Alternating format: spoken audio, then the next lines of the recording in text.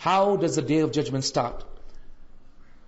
It is authentically reported that Ibn Abbas radiallahu anhu described the Day of Judgment in the following ways. He said, the Day of Judgment will be with Allah subhanahu wa ta'ala recreating the graves and recreating people in the graves, and He will cause a rain to fall on the graves.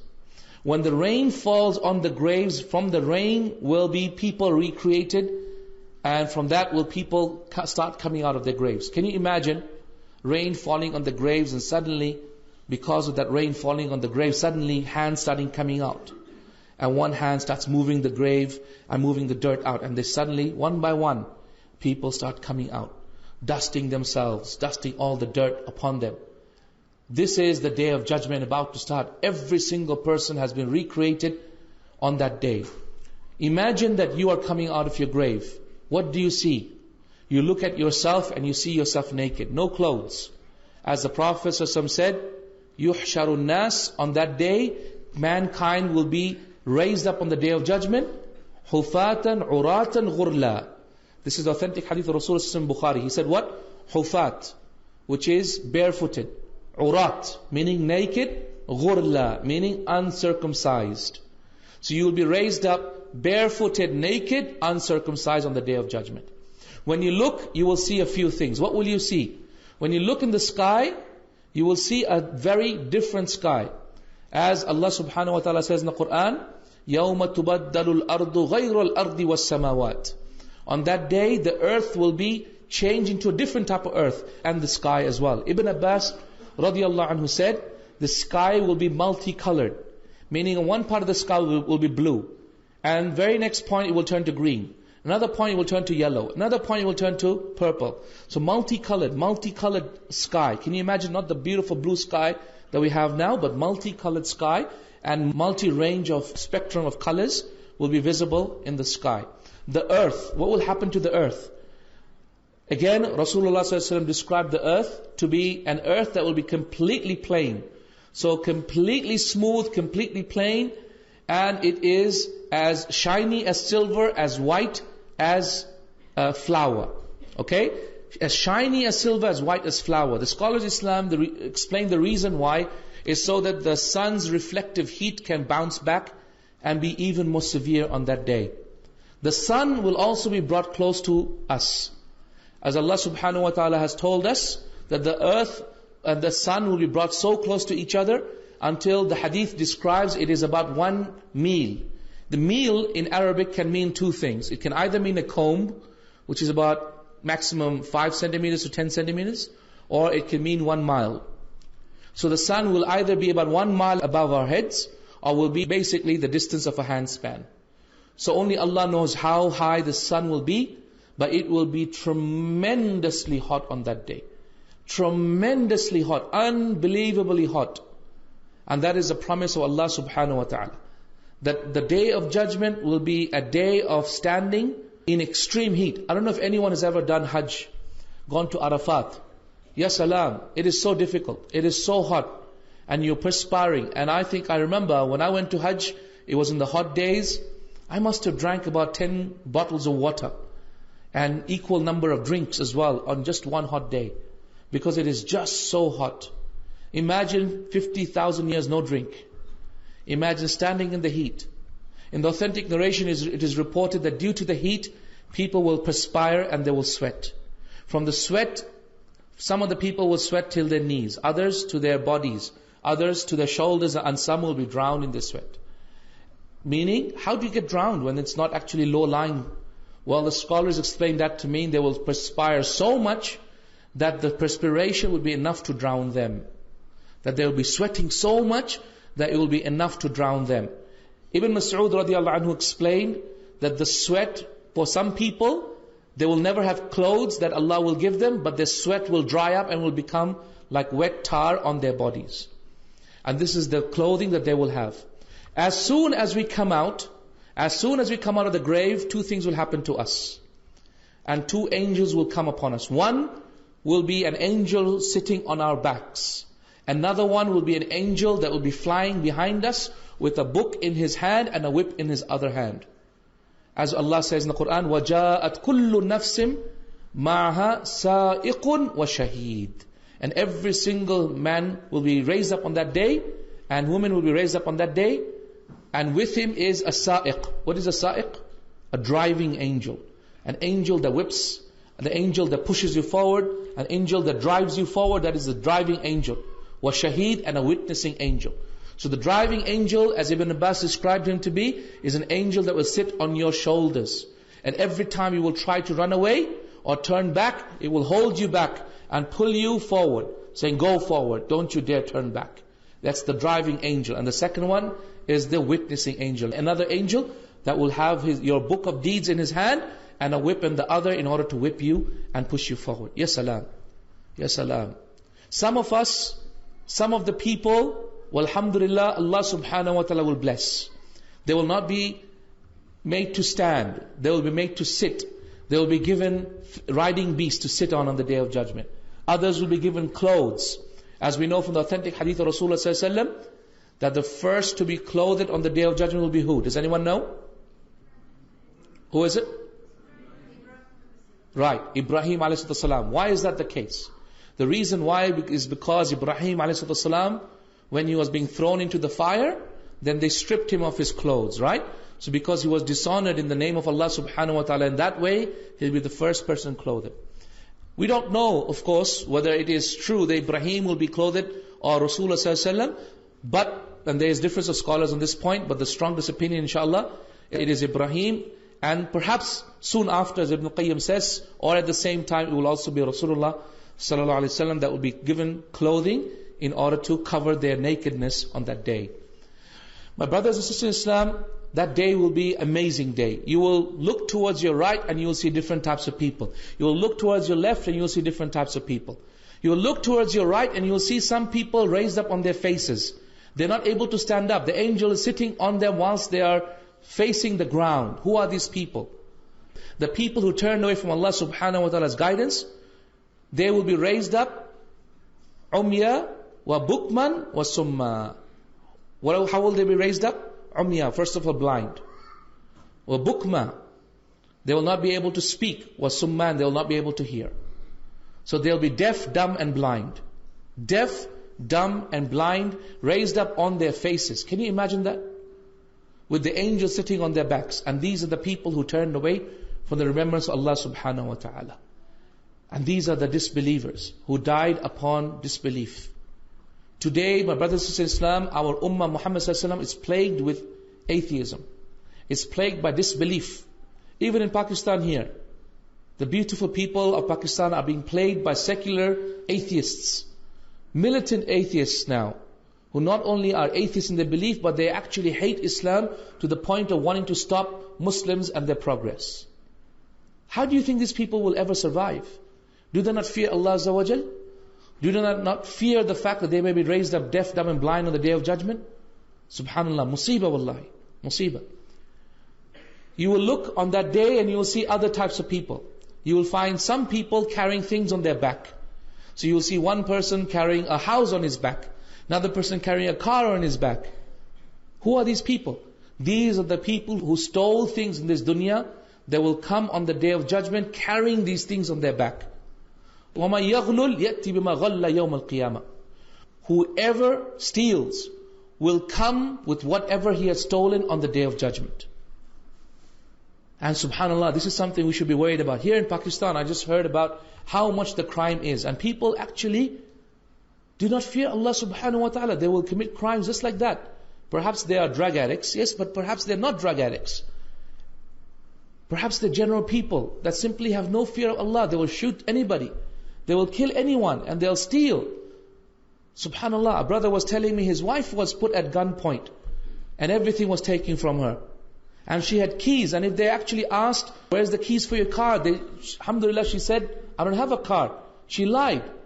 If she actually said these keys are for the car, then they would have actually taken her in the car and they would have kidnapped her.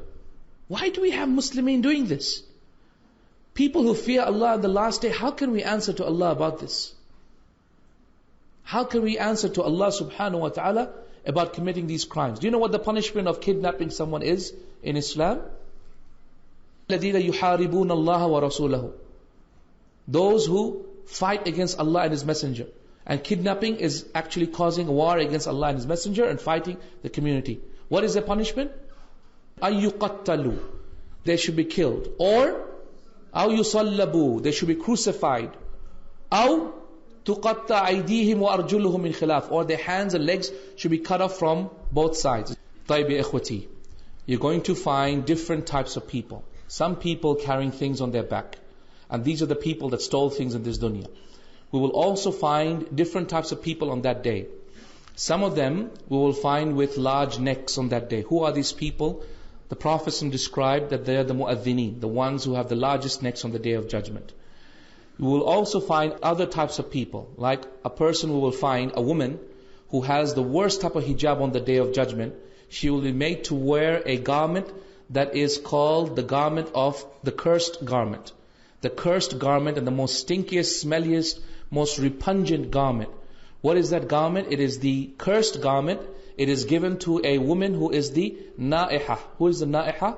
The na'iha is the woman who used to wail and scream at the times of people's death. We have that unfortunately here in Pakistan, don't we? People who sometimes are even hired to do so. When someone passes away, you hire these women, and what they do is they beat their bodies, they tear their clothes, and they scream and shout, and they say nahi, nahi, and whatever else, and they wail and scream, unfortunately, about the passing away of somebody. Subhanallah, this is the punishment of such a person.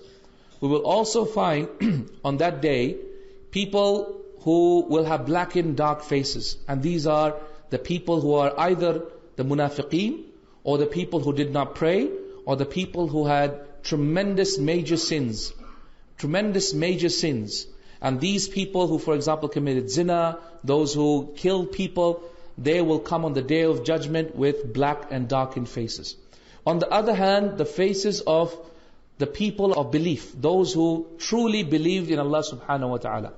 And please understand who these people are, and identify whether you are from them or not as yet. The people of belief are those people who prayed, those who held on to Islam, those who spent their life giving it for the cause of Allah subhanahu wa ta'ala and His Messenger. These are the people who will be laughing and smiling on that day. They are the people whose hands and their faces and their limbs will be shining with light. And that is how the angels will recognize them.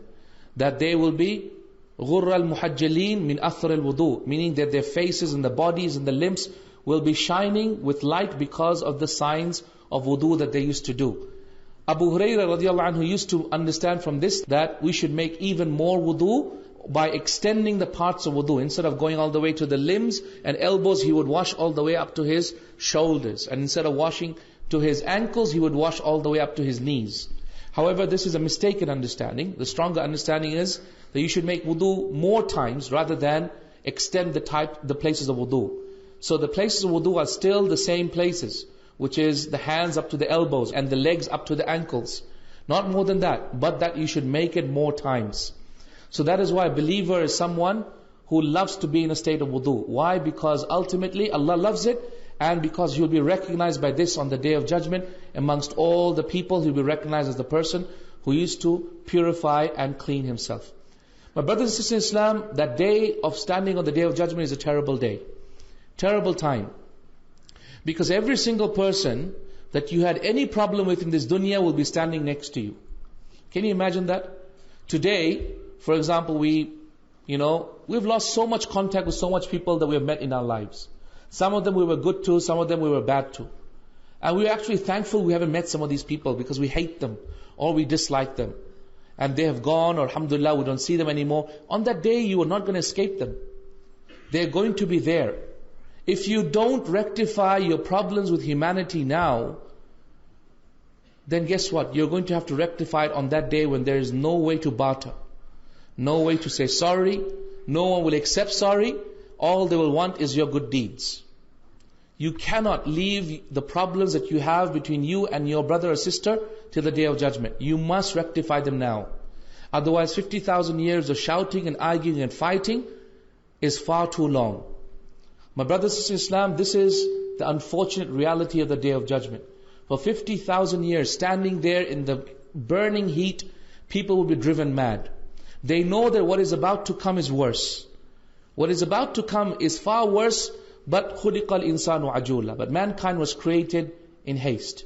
They were always hasty. And as a result, mankind is going to keep on going to prophet after prophet after prophet, asking them, please, please ask Allah to start the day of judgment. Ask Allah to start the day of judgment.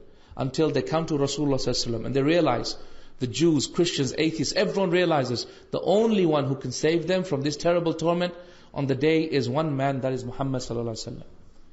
And so at that point, the prophets, as some say, will say, Ana laha, I am for this, I am for this.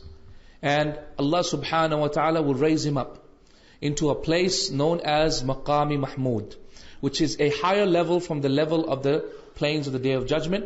And the Prophet will prostrate. And he will prostrate to Allah subhanahu wa ta'ala for as long as Allah wills. And Allah will teach him how to praise him.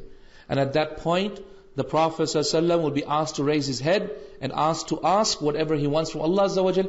And the first thing he will ask is, Oh Allah, start the Day of Judgment. So an amazing thing happens then. You suddenly look up and you see rank and rank and rank and rank after angels coming. You see the sky flooded with angels in rows and ranks coming, shooting past you. Have you seen on the National Day of Pakistan, for example, when ranks and ranks of army comes, and when rows and rows of these fighter jets fly over your head, can you imagine the army of Allah subhanahu wa ta'ala coming? وَجَاءَ رَبُّكَ وَالْمَلَكُ صَفًّا صَفًّا.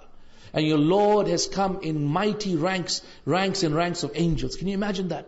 What an amazing sight that would be. What an amazing sight that would be. Angels coming in ranks and ranks. All the army of the heavens and the earth are in front of you.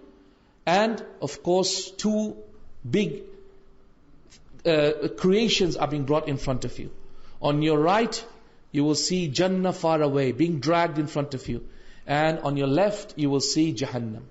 You will see Jahannam with 70,000 rings, each one carrying a rope with 70,000 angels dragging it. Subhanallah. Huge Jahannam and huge Jannah brought in front of you.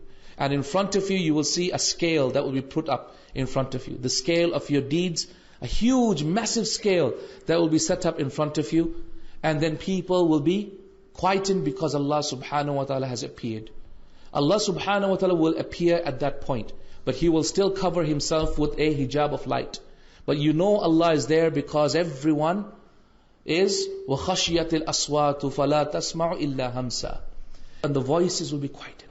Before that they were screaming and shouting and edging and fighting. But at that point everything is quiet. Everything has been hushed down and nothing is heard except whispers. People are whispering to each other. Angels are whispering to each other. Jinns are whispering to each other. And that is all that's going on that day. And so, the day of judgment is about to start. Who are the first people to be judged? They will be Muslimin. Muslimin are the first people to be judged on that day. And they will be judged one by one. The best of the Muslims will be judged first. Those who were more righteous will be judged first. Those who had more knowledge will be judged first. The reciters of the Quran, the scholars of Islam, the du'at of Islam, they will be the first persons to be judged on that day. So that Allah subhanahu wa ta'ala makes an example of them about ikhlas. Meaning if they were mukhlisin, so that Allah subhanahu wa ta'ala gives them their reward. And if they were not mukhlisin, Allah makes an example of His punishment with these people. And the first of the deeds to be judged is salah. Ya salam, your prayer. If the salah is right, everything is right. If the salah is wrong, everything is wrong. Meaning what? Meaning, if our salah is 80% right, then only 80% of our rest of our deeds are fine. If our salah is only 5% right, then only 5% of our deeds are fine. What does that tell us about our salah? And what does that tell us about how much we need to learn about our salah to make sure that our salah is right? What does that tell us about how we must ensure that the most important deed of the day is our salah? Not about our lecture that we have to attend or have to be there 9 o'clock before our boss comes into work. No. It's about our salah. That is the most important thing that we must perfect. Ya ikhwati, how can we perfect our salah if we pray it at the last minute? How can we perfect our salah if we pray it all together in qaza? How can we perfect our salah if we don't pray it in the masjid? How can we perfect our salah if we don't keep a place for it in our places of work or in our places of homes? How can we ever perfect our salah? And so, ya ikhwati, by your level of importance that you give to your prayer will be the quality of the rest of your deeds. Perfect your salah. If that's the only thing you can do, that you can perfect your salah, then by Allah you've done a great thing. because all of your deeds will be judged according to your salah. So alhamdulillah, people will pray. People will be judged according to their salah. And Allah subhanahu wa ta'ala will tell the angels, look into their prayers. Then one after the other, all the other deeds will be judged in the same way as his prayer has been judged. And the scales will be full of good deeds and also full of bad deeds. And by Allah, there will be no one who is safe from accounting except for a few people. How many people will not have to go through accounting? In one authentic hadith, it says 70,000. You all know the hadith, it's in Sunan Abu Dawud, where Rasulullah ﷺ said, 70,000 of my ummah will enter into Jannah without any accounting. 70,000 is too little, would you agree? And because the Sahaba already who did Hajj with Rasulullah ﷺ is already 100,000. So we have no hope then, Allahu Musta'an, isn't it? But I'll tell you some good news, perhaps the best news you've heard today. And perhaps it will make you really happy that you at least came to listen to this talk. And that news is in Sunan al-Kubra of At-Tabarani, there is an authentic hadith that has been reported. Listen to this, it's very exciting. An authentic hadith that has been reported where Rasulullah ﷺ said, I asked Allah to increase the number. He said what? I asked Allah to increase the number of people that will enter Jannah without any accounting. So Allah subhanahu wa ta'ala replied back. Do you know what Allah said? Allah replied back and told me with every 70,000, another 70,000. Ya salam. I was the happiest man when I read that hadith. I was even more happy when I found it to be authentic as well, alhamdulillah. Alhamdulillah. What's 70 times 70? Come on, 70 times 70, where are the mathematicians? What is it? What? Take it easy, take it easy. Tell me slowly. How much is it? 49 what? Please don't give me this lakhs and business. I don't understand lakhs. Come to millions. It's 4.9 billion. 4.9 billion people will enter into Jannah without accounting. Ya salam, Ya Rabbana, lakal hamd wa shukr Ya Rabb. We have a chance. We have a chance. We have a real chance to not be embarrassed on the Day of Judgment. Because anyone whose deeds are put out on the Day of Judgment, can you imagine being embarrassed? All the deeds you have done, the secret things that you have done, filthy deeds you have done. Ya Allah, how will we look? Subhanallah. Ya Allah, let us enter into Jannah without accounting. Subhanallah. Subhanallah. Ya ikhwati, do you know how you can enter Jannah without accounting? Number one is perfect your tawheed. Your tawheed must be perfect. You must learn about tawheed, of Allah's names and attributes, of Allah's rububiyyah and Allah's worship, His uluhiyyah. You must perfect His tawheed. Do not ever commit shirk, ever knowingly or unknowingly. Beg Allah every single day, Oh Allah, save me and my family from shirk. Oh Allah, save me from shirk. Oh Allah, save me from shirk. Every day, make sure you beg Allah to stay away from shirk. And every day, learn about it. How much have you learned about tawheed? How much have we truly learned about tawheed? Learn about tawheed and make every single thing possible that you are strong on tawheed. That's number one. The first type of people that will enter Jannah is the first criteria for entering Jannah without accounting, without any hisab, is perfecting your tawheed. Number two, the second criteria is perfecting tawakkul on Allah Azza wa Jal. Do you know what tawakkul is? Let me tell you what tawakkul is. The best definition of tawakkul was given by the Salaf. Fudail ibn Iyad said, true tawakkul, listen to me, this is what is tawakkul. True tawakkul is that you think that which is with Allah is even more certain than that which is in your own pocket. That which is with Allah is more certain than that which is in your own pocket. Imagine what's in my pocket. I've got, let's say, 50 rupees or 100 rupees. I'm sure I have that money. So next time when I go to buy something, I know that I definitely have the 100 rupees to pay for that food for 100 rupees. Correct? Because I have it in my pocket. I know it's in my pocket.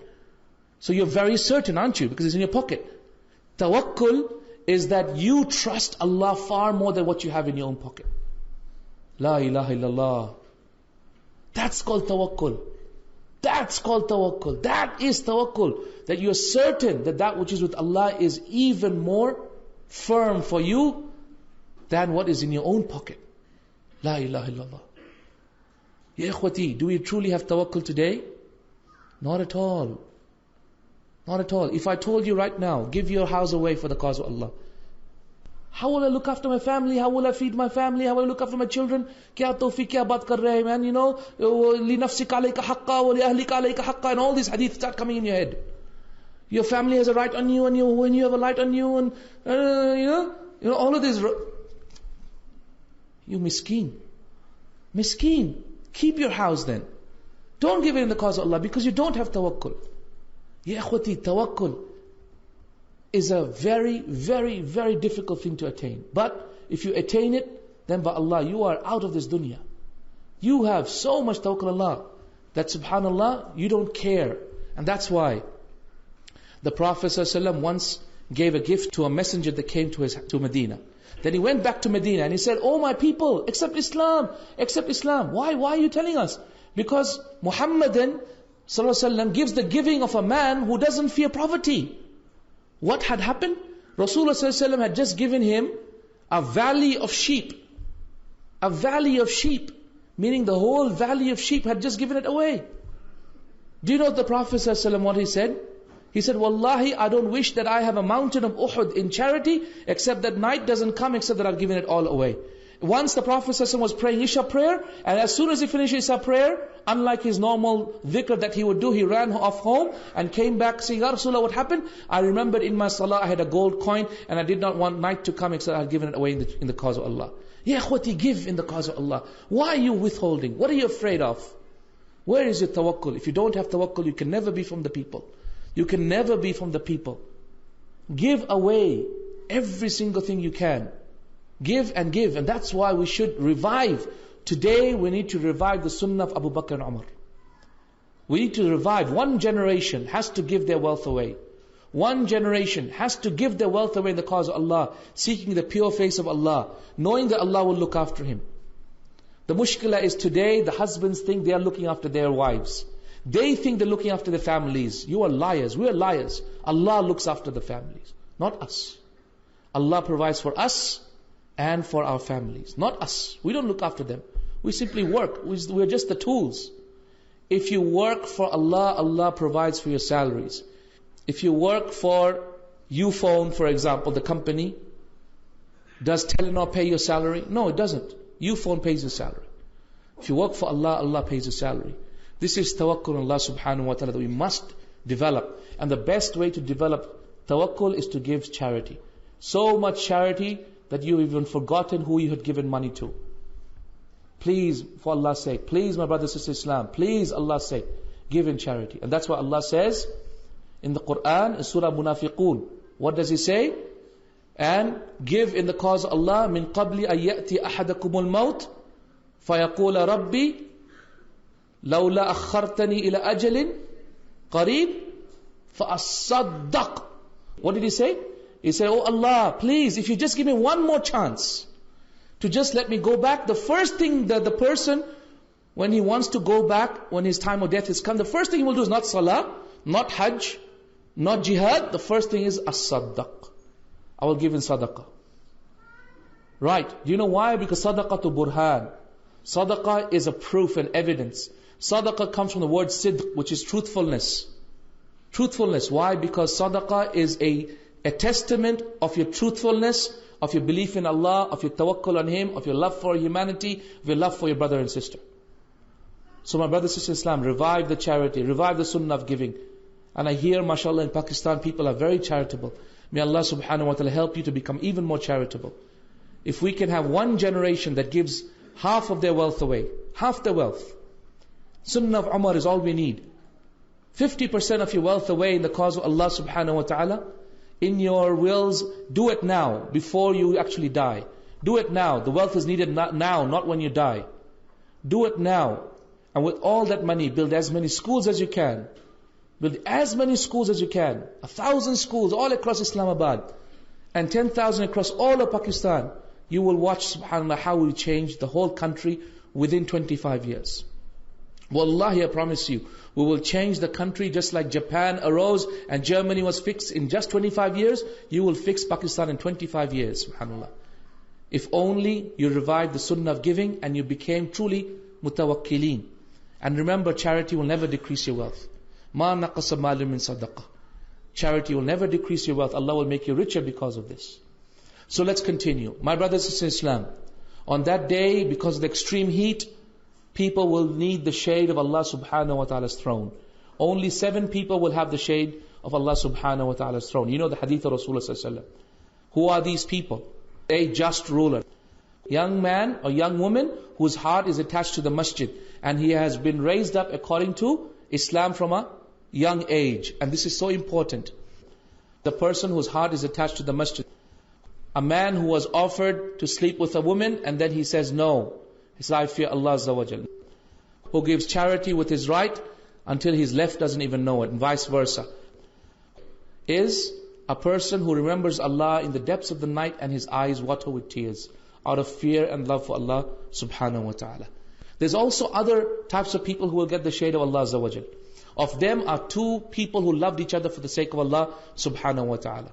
2 people who just loves each other for no other reason but for the sake of Allah. I love this man and I love that person for the sake of Allah subhanahu wa ta'ala. Only purely for that sake. And they meet each other for this sake and they part on that sake as well. So whatever you do, my brothers and sisters in Islam, don't leave this dunya without loving one person at least. For nothing, for anything other than for Allah. For the pure face of Allah subhanahu wa ta'ala. Make sure you have someone in this dunya that you have, a friend or a close buddy or someone or the other, that you say, Wallahi, I love you for Allah's sake, nothing else. Just for the pure face of Allah, that's it. No other reason.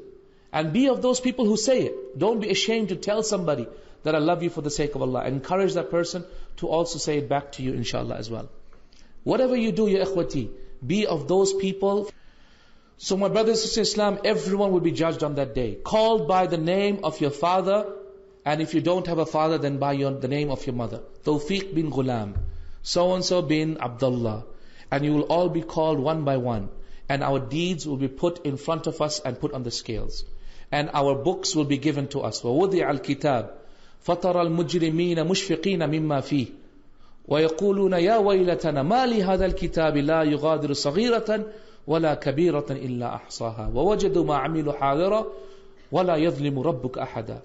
And so the book will be brought forth. And they will find everything that they have done within it. And they will say, woe to me. Not a big thing that I've done, not a small thing, except that it is within that book. Do you know what is being written down? Every single movement of our body and our lips is being written down. Okay? Every single, even if I say, oh, that's been written down. That's been written down. And that is why when Imam Ahmad rahimahullah was passing away, his son Salih came to him and said, oh my father, don't make sounds, for it has been written down. And so Imam Ahmad kept quiet after that, because before that he was like in pain. He was moaning in pain. And then he kept quiet, being reminded by his son that even his moaning has been written down. Ya salam. Ya ikhwati, every single thing has been written down. وَوُضِيَ الْكِتَابِ. Every single thing. Big or small, it is in that book. Subhanallah. Subhanallah. So on that day, when we're in front of Allah subhanahu wa ta'ala, Allah will speak to each one of us without any interpreter. No interpreter between us and Allah Azza wa Jal. On that day, Allah will speak to us with a voice and with sound. And we will hear the voice of Allah subhanahu wa ta'ala as He speaks to us. He will ask us about 5 things. What are those 5 things? That the children of Adam, his legs will not move on the day of judgment until he's asked about 5 things. Does anyone know what they are? Number 1 is our youth. What do we do with it? Number 2, our knowledge. How did we earn it and how did we act upon it? Our wealth. How did we earn it and spend it? And lastly, our free time. What do we do with it? We will be asked about these things before we even move on the day of judgment. Can you answer? What are you going to say? What did you do with your youth? How did you earn your money? What did you do with your money? What did you do with your time? What are we going to say to Allah? What are we going to say to Allah? What answer have you prepared? This is why a man came to Rasulullah and said, Ya Rasulullah, mata sa'a? Oh Rasulullah, when is the last hour? The Prophet didn't answer him. He said it, Mada adata laha? What have you prepared for it? That's the most important question. What answers have we prepared for Allah for these questions that Allah will ask us? Very important, ya ikhwati. Very important we prepare these answers, because our legs will not move on that day until that happens. So Allah subhanahu wa ta'ala will ask for seven witnesses on that day against us or for us.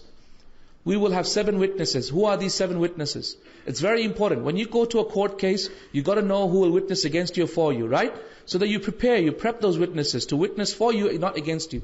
What are the 7 witnesses that will witness either for us or against us? Number 1, the first witness is who? The first witness against us or for us will be the people around us. Antum shuhada'ullahi fil ard. You are the witnesses of Allah on this creation. Once the Prophet ﷺ had a procession that passed by, and they went and buried the people, and the people said good about that person. So the Prophet ﷺ said, wajabat, it's become obligatory. Another procession passed by, people said bad about him, and the Prophet ﷺ said, it's become obligatory. What's become obligatory? The Prophet was asked, in that authentic hadith in Bukhari, he replied, the first person passed by and you said good about him, so Jannah has become obligatory. And the next person passed by, you said bad about him, so Jahannam has become obligatory. Jahannam has become obligatory. If you are bad to people, people will speak bad about you when you die, so Jahannam will become wajib for you. And if you're good to people, people will say good about you, so Jannah will become obligatory for you. Subhanallah. How amazing is that? So the first witness for you or against you is people. The second witness for you or against you is your book, the book of deeds. The third witness for you against you are the angels. These are the angels that will witness either for you or against you. The same angels that are writing down your deeds, that saw you doing good or bad, they will witness for you or against you. Number 4, the fourth witness is the earth upon which we walked.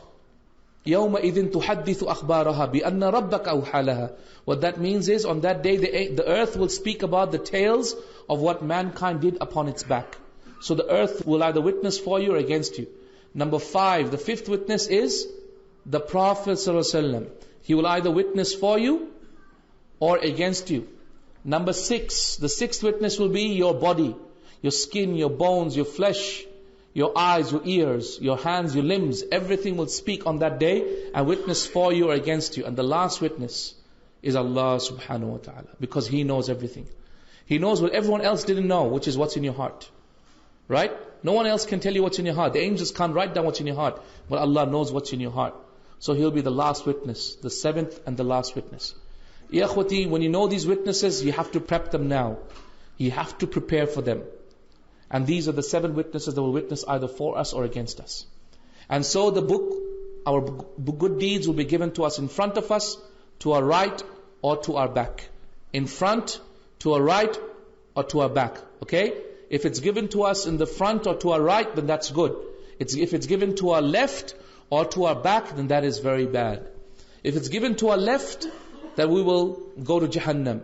If it's given to our back, then our matter is deferred. We will go to Jahannam for a while, but we may come out later. And this is the hukum of Allah subhanahu wa ta'ala of how the books will be presented in front of us or behind us.